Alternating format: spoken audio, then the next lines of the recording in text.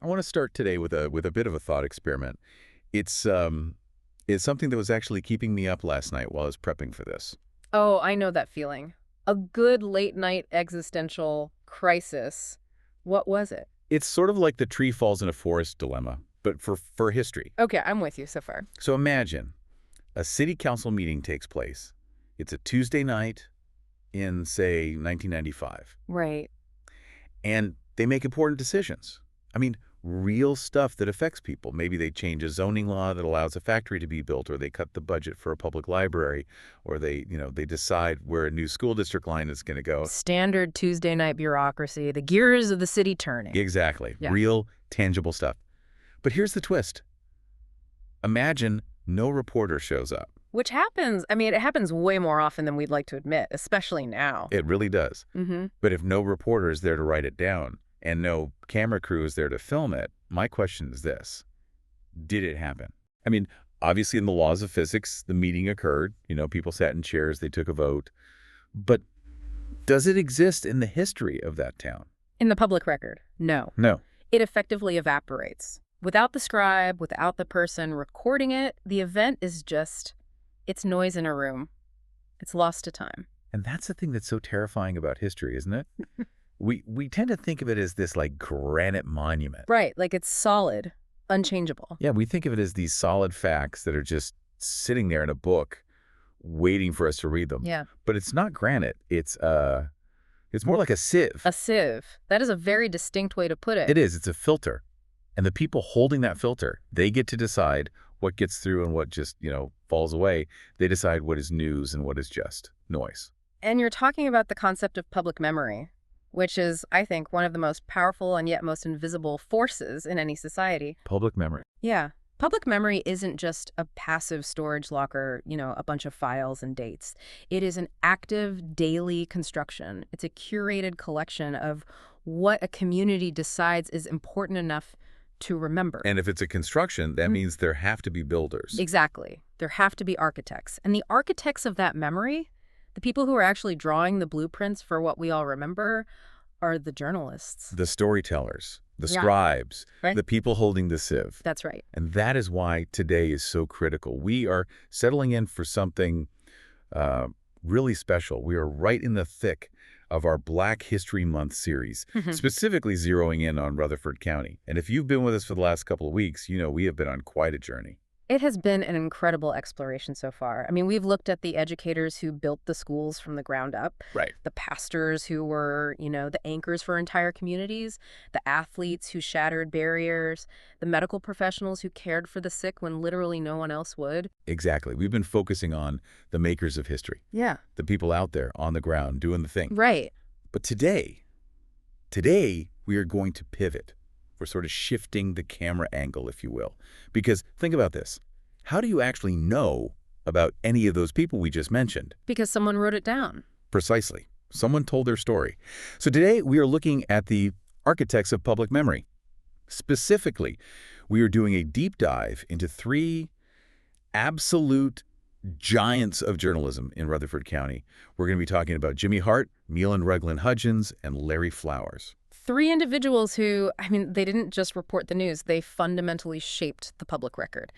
And what makes this deep dive so fascinating, and honestly a little tricky for us, is that we aren't talking about history from the 1800s. No, not at all. We are not talking about people who are just referenced in dusty textbooks. This is modern history. This is recent. These aren't statues in a park. These are people who are, probably checking their email as we speak. They are active legacies. And that is a key distinction we need to make right up front for you. Our source material today comes from the Architects of Public Memory series produced by Jack Diggs, specifically the profile titled Excellence in Journalism. And the challenge for us here is analyzing the impact of someone who is still in the middle of their career. Yeah, like trying to review a movie while you're still sitting in the theater and it's playing. That's a great analogy. In a way, yeah. Huh. But we can look at the structural changes they've already made. We can look at the doors they've already kicked down. Because when we talk about these 3, we're talking about figures who fundamentally changed the structure of the newsrooms they walked into. So let's unpack that. We have a barrier breaker at the Daily News Journal, a pioneer for Black women in editorial leadership, A huge one.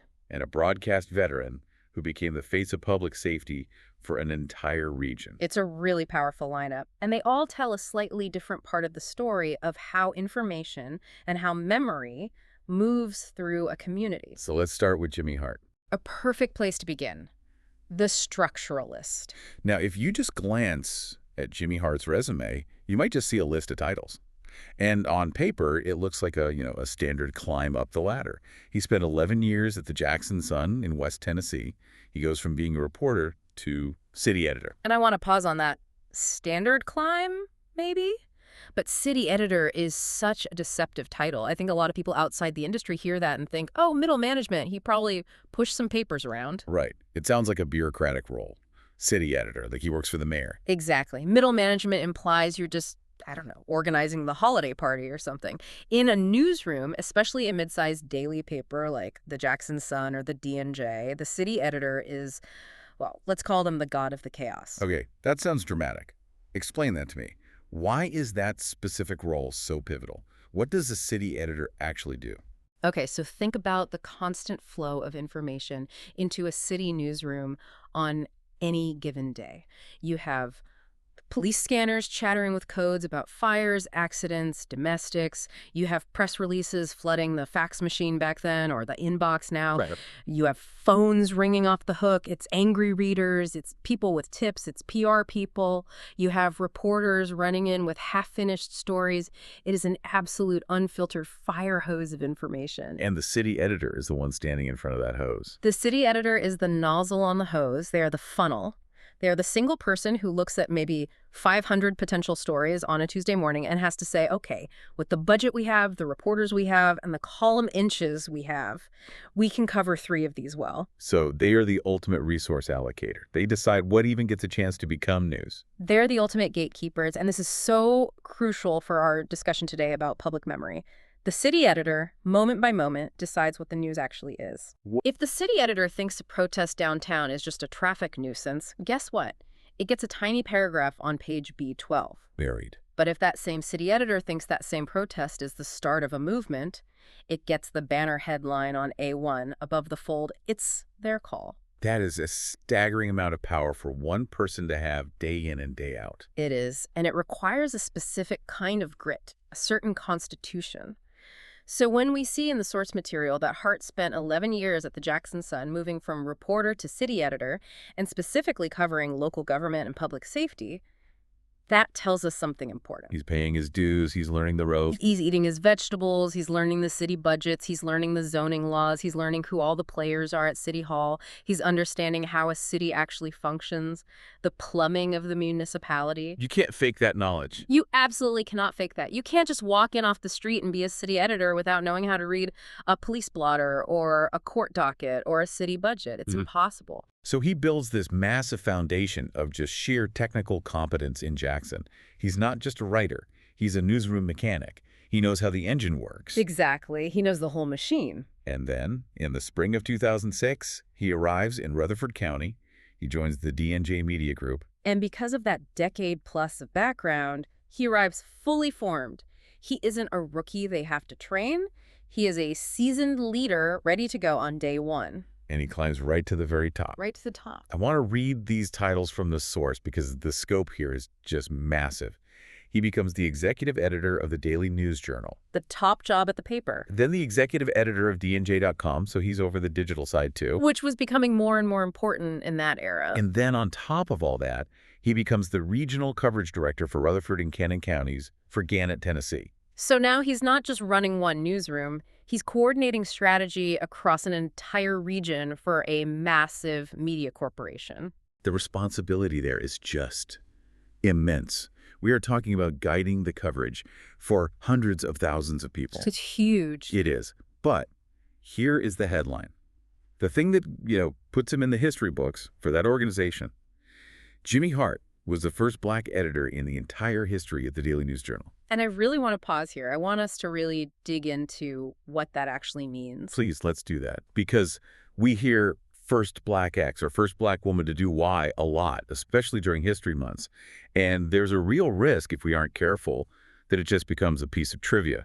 Check the box, move on. Exactly. But in journalism, in the seat of the editor, Being the first is not a piece of trivia. It is a seismic shift in the geology of the newsroom. Walk me through that, Yeah. practically speaking, day to day.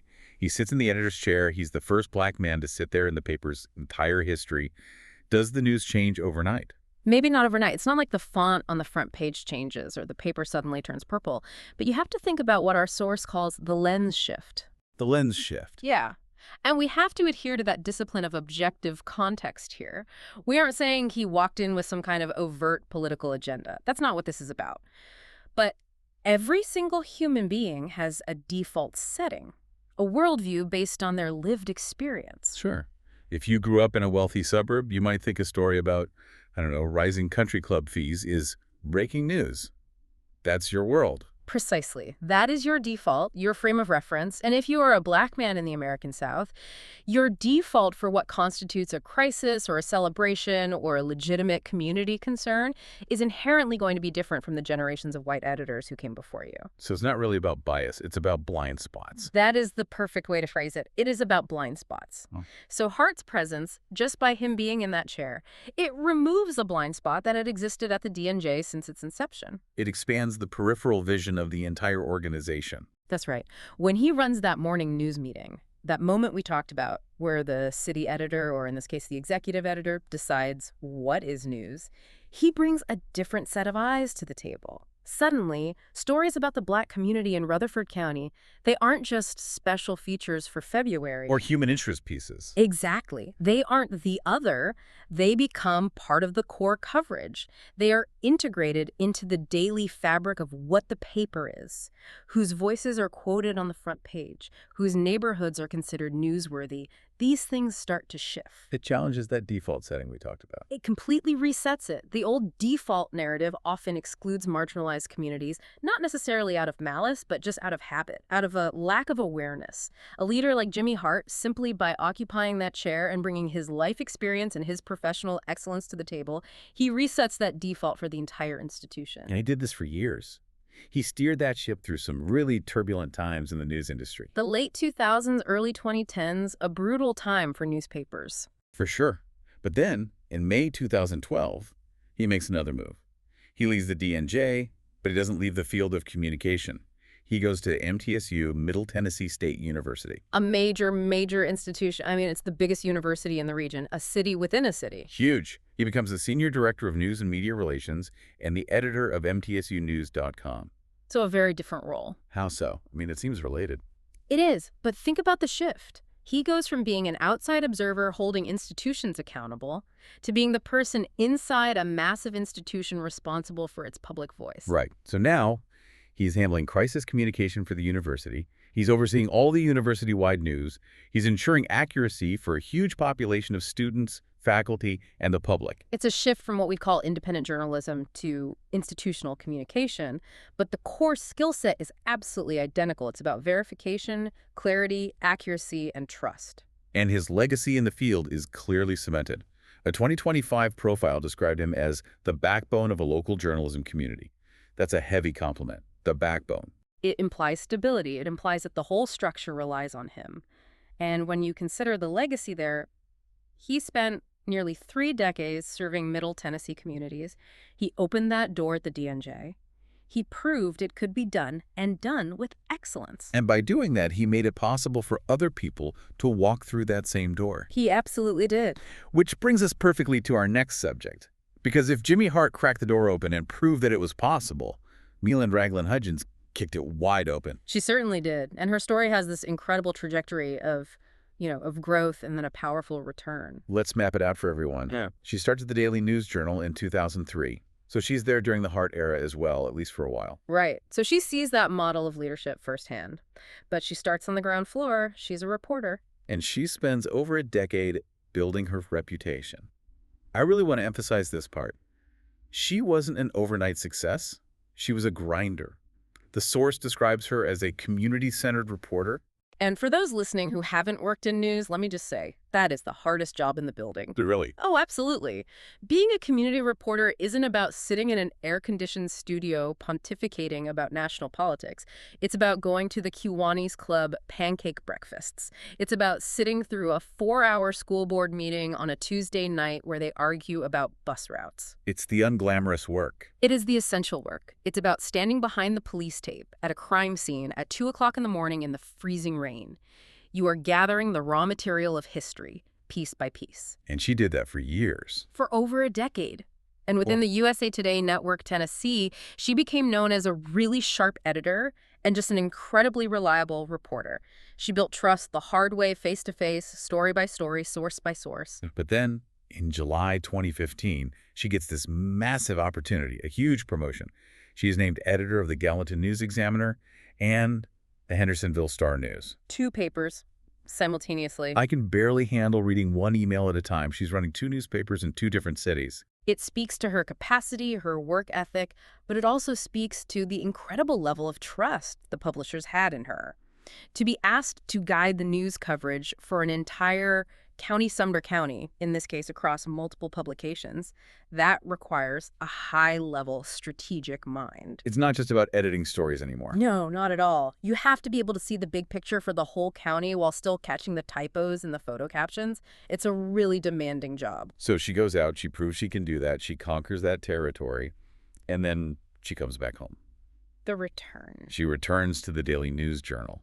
But this time, she's not the reporter covering the pancake breakfast. She is the editor. And the milestone here is twofold.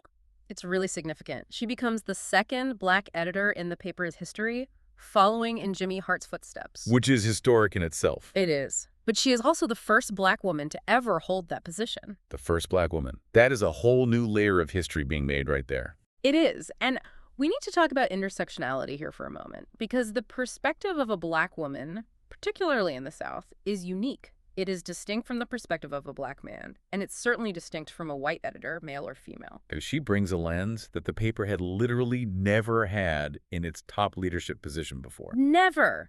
And leading a major newsroom with that specific, vital nuance, it has a profound effect on public memory. It changes what stories are seen as important. There's a specific moment mentioned in our sources that I think really crystallizes her impact. It's about a 2020 opinion piece she wrote. Yes, this is a crucial part of her story. And you have to remember the context, 2020, the world was on fire. Right, we had the pandemic raging, but we also had this massive national reckoning on race and policing after the murder of George Floyd. It was a time of just immense tension. An immense pain, especially in the Black community. And in the middle of all that, she wrote a column. It reflected on the trauma of repeated police killings of Black Americans. And the source describes this column as raw, honest, and deeply human. It also says it was widely shared. Now, here's a question. Could a white editor have written that column? I mean, they could have written about it. They could have written about the statistics or reported on the protests or analyzed the policy implications. Exactly. They could observe it from the outside, but could they feel it on the page in the same way? Meelan Ragan Hudgens didn't just report on the pain of her community, she validated it. She used the institutional platform of the editor, the official voice of the county's paper of record, to say, I see this pain because I feel it too. That feels like a very risky move for an editor, doesn't it? I mean, you're taught to be the objective observer, the view from nowhere. It is incredibly brave.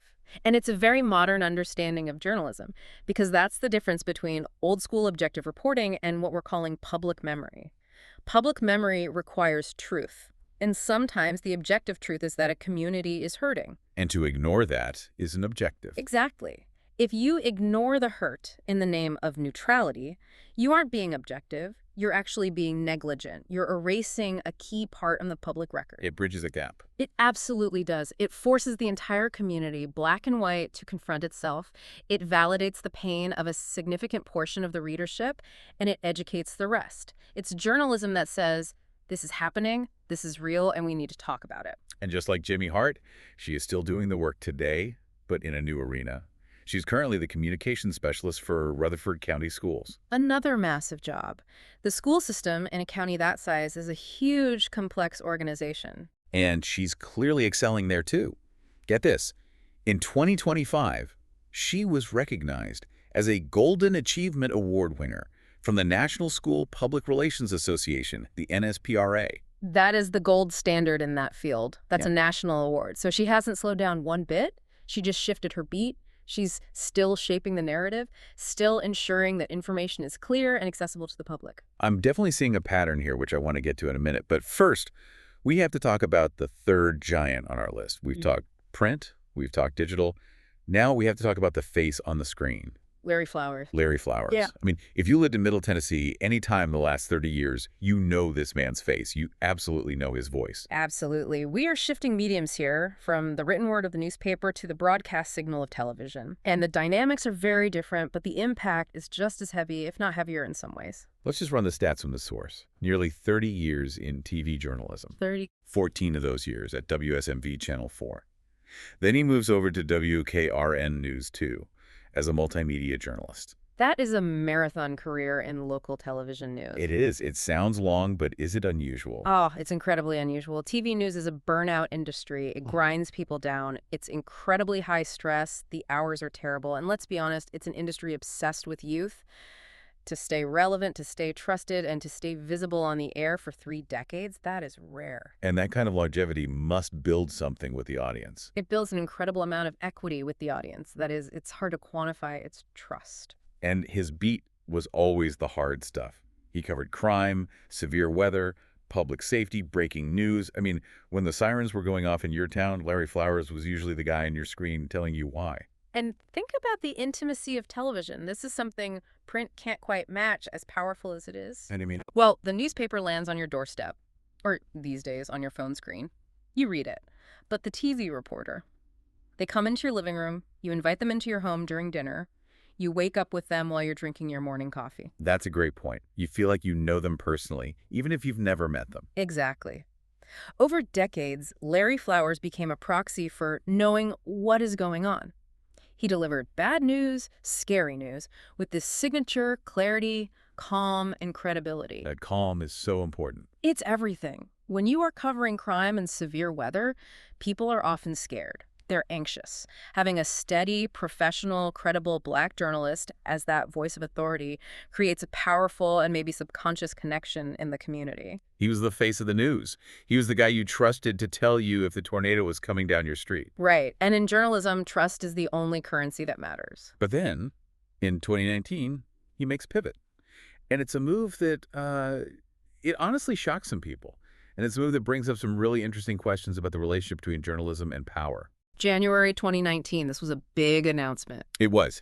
He is announced as the new Public Information Officer, the PIO, for the Murfreesboro Police Department. Talk about walking through the looking glass. Right. I mean, he spent decades asking the tough questions, holding the police accountable, digging for the real story.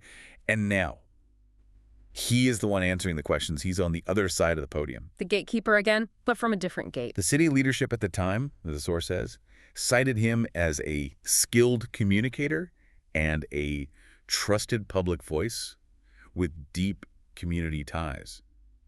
But I have to play devil's advocate here for a second. Is that a betrayal of journalism to go work for the cops? It's a completely fair question, and it's one that journalists debate all the time. But let's look at it from the perspective of our theme today, public memory. Okay. If the police department is the source of so much critical public information, crime stats, safety warnings, the official narratives about major incidents, don't you want a trained journalist inside that building? That's a really interesting angle. You want someone in there who knows the rules of truth and verification. Exactly. You want someone in that role who understands that a no comment often looks like an admission of guilt. You want someone who understands that the public has a right to know. By bringing Larry Flowers in as the PIO, the Murfreesboro Police Department wasn't just hiring a spokesperson. They were, in effect, hiring a credibility engineer. So what does he actually do now? Because PIO sounds a bit bureaucratic, just like city editor did. It can be, but it's high-stakes bureaucracy. He coordinates all the media briefings, he writes the official statements from the department, he manages crisis communications. So when something big goes down in Murfreesboro, a shooting, a major accident, a scandal, and all the news stations are scrambling to find out what happened, Larry Flowers is the funnel. He's the source. He manages the information flow out of the department. And this is where his decades of journalism experience become a superpower. He knows what the reporters on the outside need. He knows their deadlines. He knows how to package the truth in a way that is accurate, but also understandable for the public. He's still a journalist, just sitting in a different chair. That's a great way to put it. He is ensuring accuracy, but from the inside out. He is the first line of defense against misinformation coming out of the department, and he's the bridge between the department and the community he spent 30 years reporting to. So we have Hart, Raglan, Hudgens, and Flowers. 3 very different career paths. One structuralist editor, one community advocate editor, and one broadcast icon turned public voice. But I'm sensing a convergence here. There's a powerful pattern. There is a definite pattern, and it brings us right back to that core concept of the architects of public memory. Let's connect the dots. What is the shared DNA between these 3 careers? Because on the surface, they seem quite different. Well, look at the professional trajectory. All 3 of them started their careers in what we call traditional independent journalism. Right, at the Daily News Journal, the Jackson Sun, Channel 4, Channel 2. They were the watchdogs. Yeah. Their job was to be on the outside, looking in and holding power accountable. Okay. But where did all 3 of them end up? They all moved into major institutional communication roles. Jimmy Hart at the university, MTSU. Right. Milan Raglan Hudgens at the schools, Rutherford County Schools, and Larry Flowers at the police department. Education, and public safety. You just named the 3 foundational pillars of any community. Exactly. And I think this is where that discipline of objective context we mentioned earlier is so important for us to reiterate. We aren't talking about them retiring. This isn't a story about them quitting journalism to go play golf. They evolved. They are active legacies. That was a key constraint in our research. We have to remember, these people are currently doing this work. They are still shaping things. Yes. They are currently shaping the narrative. Think about the power and influence of those 3 institutions in a place like Rutherford County: the university, the schools, and the police. They touch every single life in the county in some way. Every single life. When the university has a major crisis or a major breakthrough, Jimmy Hart is there, guiding the message. When the schools have a triumph or a tragedy, Milan Raglan Hudgens is crafting the story that parents and the public receive. When there is a major public safety incident, Larry Flowers is on the mic, a trusted voice explaining an unnerving situation. They are still the gatekeepers of information. They are. But now they are gatekeeping from inside the institutions. And because they are Black professionals in these incredibly high-level visible roles, they ensure that the institutions themselves are communicating with a level of cultural competency and awareness that might not have existed 20 or 30 years ago. That is a huge point. It's not just about diversity for diversity's sake. It's about efficacy. It's about being better at the job. If you want to communicate effectively with a diverse city, you need a diverse communications team. Precisely. You need people who understand the nuance of the audience you're trying to reach. You need people who can look at a draft of a press release and say, hey, wait a minute, this phrasing is going to be misinterpreted by this neighborhood. We need to fix it. And that kind of insight saves the institution from making a mistake. But it also serves the public by providing better, clearer information. It serves everyone. It makes the entire information ecosystem healthier. Let's look at the core impact of each one, again, just to synthesize this for everyone listening. Yeah. Because we've covered a lot of ground. Sure. Let's boil it down. Let's start with Jimmy Hart. Mentorship and standards. He set the bar. He walked through that door first and proved that a Black editor not only belongs at the head of the table, but can lead with excellence. He changed the default setting of the newsroom. Okay. Milan Raglan Hudgens. Advocacy and community voice. She brought a specific, necessary perspective, the Black female perspective, to the editor's desk. She wasn't afraid to use her platform to validate community trauma through her writing, and she continues to advocate for thousands of students and families in her role with the schools. And Larry Flowers. Visibility and professionalism. For decades, he showed an entire region that calm, credible authority has no color, but that representation on screen matters deeply. And now, he brings that hard-won credibility to one of the most scrutinized institutions in any city. So they all share a mission. Absolutely. To ensure the people of Rutherford County know the truth, whether that truth is coming from a crime report, a school board decision, or a breaking news headline. They are the architects. They are the builders of the public record. It's amazing to think about, really. We often consume news so passively. You know, we scroll, we click, we watch a 30-second clip, but someone is on the other end of that. Someone is typing that headline. Someone is choosing which quote to use. Someone is cutting that video. And those someones, those architects, they shape how we remember our own lives and our own communities. So let's bring it home. We've honored Jimmy Hart, Milan Raglan Hudgens, Larry Flowers. Their work isn't just in the archives or on old microfilm. It's in the DNA of Rutherford County. It is absolutely woven into the story of this place. And this brings us to you, the listener. We've been talking about the architects that we know about, the ones with the bylines and the screen time who were featured in our source material. But we know there are more stories out there. There is always more history being made than what makes the front page. Always. Exactly.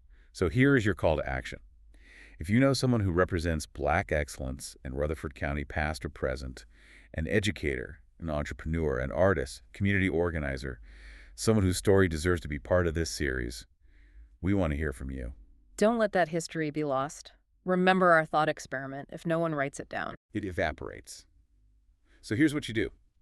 Message Jack Diggs on Facebook. That's the name, Jack Diggs. That is the conduit for this project. Send the nomination. Share the story. Let's expand the public memory together. It really is a community project after all. It is. And we are just getting started. Tomorrow, our Black History Month series continues. We have another chapter coming up, Life, Legacy, Living History. You will not want to miss it. It's going to be another powerful discussion. But before we let you go, I want to leave you with one final thought, just something to chew on for the rest of the day. Okay, what's on your mind? We've been talking a lot about living history. And I think we all have this bad habit of thinking that history is black and white photos. You know, sepia tones, dust, things in museums behind glass. Right. The word history implies that something is finished, it's over, it happened to people who are no longer with us. Exactly. That's the trap. But these three people we talked about today, Hart, Raglan, Hudgens, Flowers, they are still working. They are still writing emails right now. They are still taking calls. They are still speaking into microphones. They are actively building the structure of tomorrow's memory today. History is a verb. It's happening as we speak. So here's my question for you. Look around your own community. Look at your own workplace, your own neighborhood. Who are the architects of memory working right next to you? Who is the person documenting the truth in your world right now that you haven't noticed yet? That is a question worth asking. Thanks for diving deep with us. See you next time.